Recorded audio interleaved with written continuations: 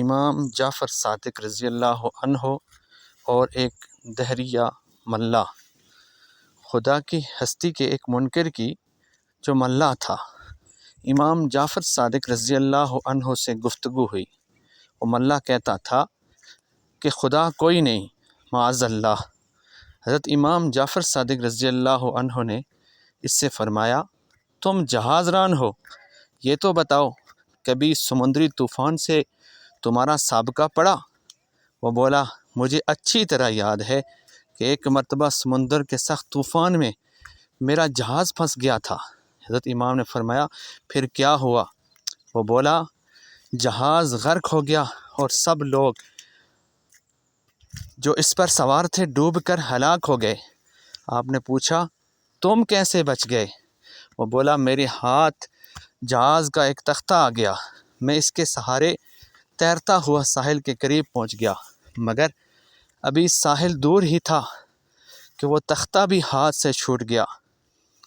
پھر میں نے خود ہی کوشش شروع کر دی اور ہاتھ پیر مار کر کسی نہ کسی طرح کنارے آ لگا۔ حضرت امام جعفر صادق رضی اللہ عنہ فرمانے لگے، لو اب سنو،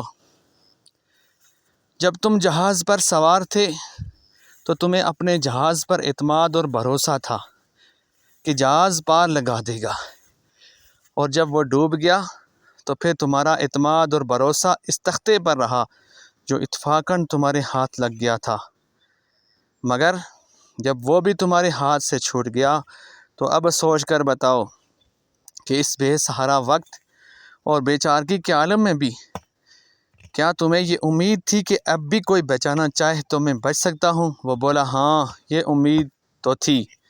حضرت نے فرمایا، مگر وہ امید تھی کس سے کہ کون بچا سکتا ہے؟ اب وہ دہریہ خاموش ہو گیا اور آپ نے فرمایا، خوب یاد رکھو، اس بے چارگی کے عالم میں تمہیں جس ذات پر امید تھی وہی خدا ہے، اور اسی نے تمہیں بچا لیا تھا۔ یہ سن کر دہریہ ہوش میں آ گیا اور اسلام لے آیا۔